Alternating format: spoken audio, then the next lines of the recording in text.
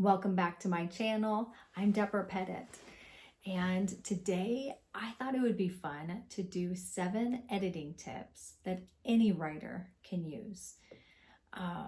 We're learning together today, so if you have any questions or comments, leave them in the comment section below, and we can talk about all of these little tips that I'm giving. So 7 of them. But let's start with number 1. Okay, so check your comma usage. I have worked with a lot of students who they think, I paused during it, so I'm just going to throw in a comma. Be careful not to just throw in commas. We got to have a reason for using commas, right? So I've got a couple of main reasons why you would use a comma, but there are others. But the first one is you have a sentence and then a comma and then another sentence. Wait. That's called a comma splice. We don't want to do that. We want to do sentence, comma, one of the fanboys, and then a sentence. Fanboys, what in the world are those? For, and, nor, but, or, yet, so. Those are the fanboys. So you can use commas with any of those words. So an example, her skin was milky white like the moon, and her long black braid stuck straight out. So sentence, her skin was milky white like the moon. Her long black braid stuck straight out. But then we need a comma and an and, right? All right, and also you can use commas with listing. The fairy realm Nala lived in lay deep inside the Tuduma forest, a place bursting with evergreen thickets, Cape aloe, and rubber trees 100 feet tall. Those 3 things were listed: evergreen thickets, comma, Cape aloe, comma, and rubber trees. Now, my editor said in writing, you want to use that last comma in between the second to last thing and the last thing. In just general writing, you don't have to have a comma there. But with books, she says that they recommend you do. All right, tip number 2. You don't need a comma with the word because, unless it starts the sentence.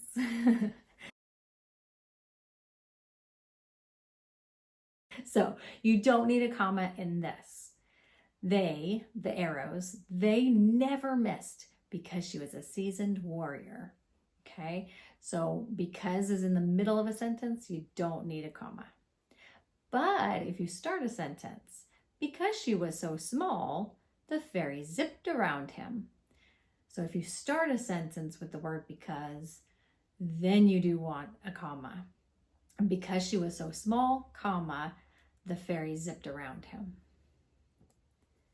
All right, tip number 3. Be cautious not to use too many adverbs. Okay, not all adverbs are evil, right?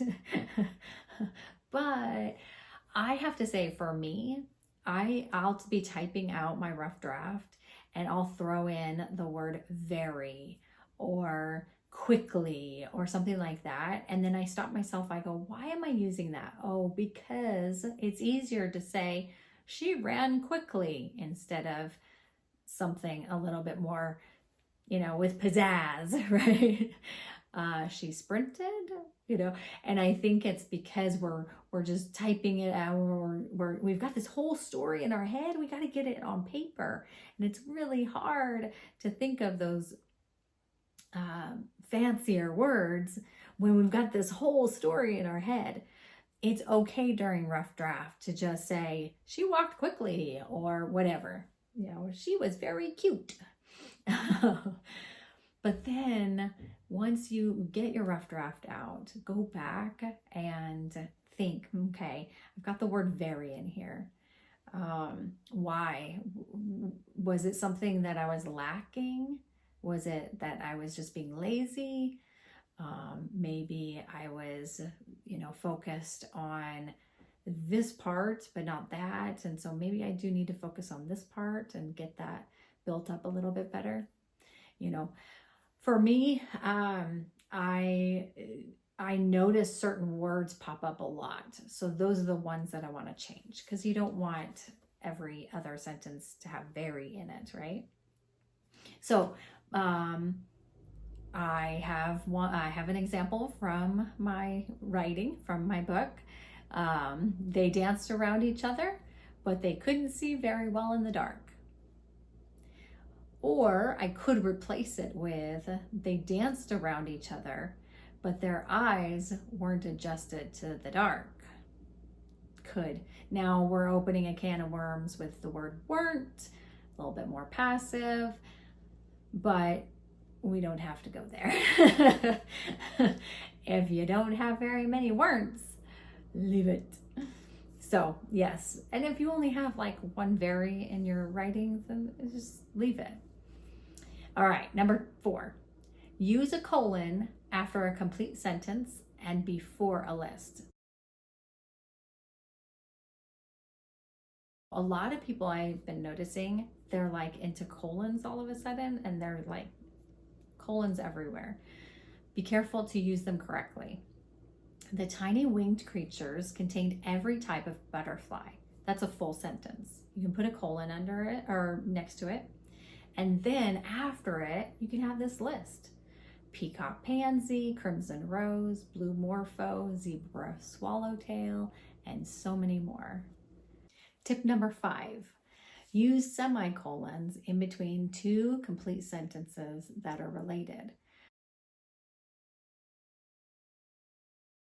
You get bored saying sentence, comma, and, or can't, comma, but, then sentence. So if they're independent clauses, they're sentences, then you can put a semicolon in between them if they're related.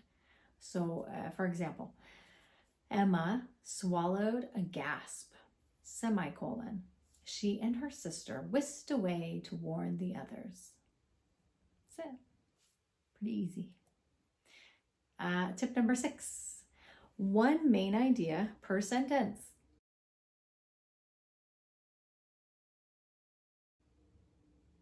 You mean I can't have run-on sentences? No. Unless you want all your readers to be very confused. I didn't have a run-on sentence in my my book, thank goodness. Tip number 7, incomplete sentences or fragments should be used sparingly. A sentence needs a subject and a verb and a complete thought. If you don't have that, it does make the reader confused for sure. But once in a while, it's fun to throw in a word, just one word. It really makes the point if it's, a powerful word, right?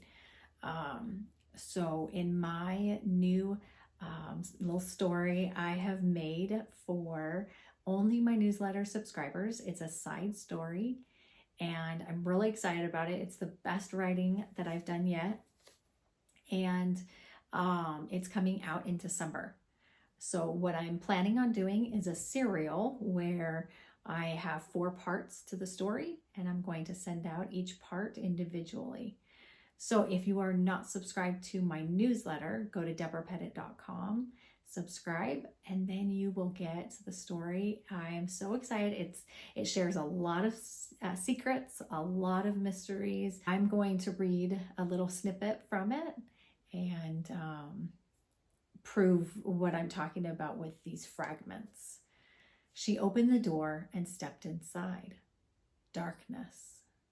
Then pink, blue, and purple lights swirled around her. Okay, so I said darkness. That's not a full sentence.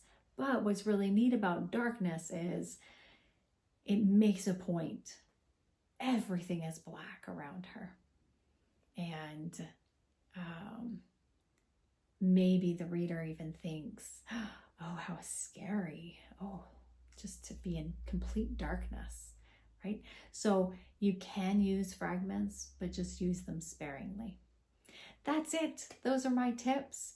If you have any tips of your own, I would love to hear them. Leave a comment below.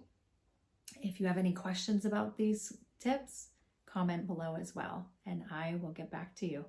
Also, anywhere in any of my videos, you can comment and tell me what your favorite book is, because October 31st is the contest closes.